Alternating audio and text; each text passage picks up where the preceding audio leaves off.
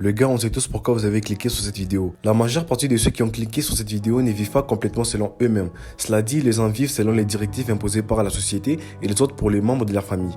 Certainement pour plaire aux autres ou par peur d'être jugés. L'art subtil de s'en foutre. Je suppose que vous avez tous vu les livres sur la miniature. Pour être honnête, je dirais que ces livres ont la capacité d'échanger ta vie. Ils plongent profondément sur le sujet de comment s'en foutre complètement et te donnent les directives qui t'aideront à les faire. Et dans cette vidéo, nous allons décortiquer les points essentiels qui t'aideront toi aussi à ne plus vivre selon les attentes des autres. Belek, on ne te demande pas de t'en foutre pour des bonnes causes, mais pour des causes vraiment banales. Regarde bien la vidéo pour tout comprendre. Ce qui nous bousille la vie, c'est justement des pensées qu'il y a un truc qui cloche en nous. On s'en veut à mort de s'en vouloir à mort, on se sent coupable de se sentir coupable, on a les boules d'avoir les boules, on angoisse d'angoisser. C'est pour toutes ces raisons qu'il vaut mieux s'en foutre. Marc Manson fait part des 3 postulats essentiels.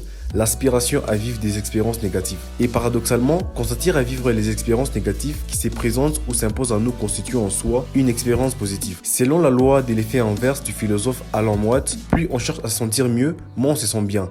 Le fait de vouloir obtenir à tout prix quelque chose, de chercher continuellement les bonheurs, ne fait qu'y renforcer notre sentiment de manque. C'est pourquoi parfois, quand on se préoccupe moins de réussir certaines choses, on les réussit mieux. Dans la vie, tout ce qui en vaut la peine s'obtient en acceptant l'expérience négative associée. Sinon, on produit l'effet inverse. C'est-à-dire, quand nous voulons à tout prix éviter la souffrance, on produit justement de la souffrance. Le contournement de la lutte est en soi une lutte.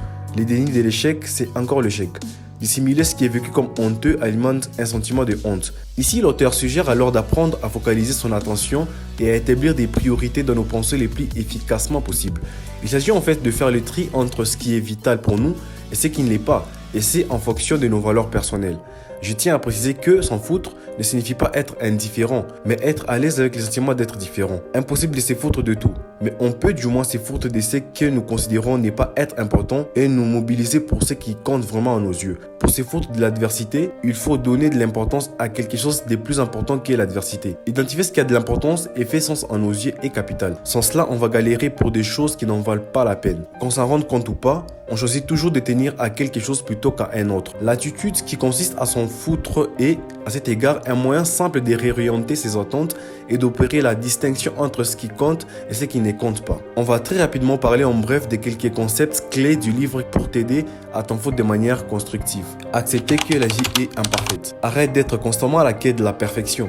La douleur, l'échec et l'imperfection font partie de la vie et sont des opportunités d'apprentissage. Il est tout à fait normal de faire face à des problèmes. Le plus important est de choisir lesquels méritent ton attention et le reste n'est pas votre souci. Limiter ses priorités. Manson explique qu'il est crucial de choisir les combats qui comptent réellement. Il ne s'agit pas de se foutre de tout, mais de choisir consciemment ce qui mérite ton énergie et ce qui ne les mérite pas. Ne pas chercher à plaire à tout le monde.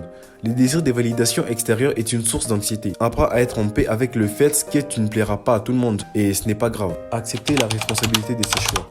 À la place de blâmer les autres ou les circonstances pour tes malheurs, accepte que tu es responsable de ta propre réaction à ces situations.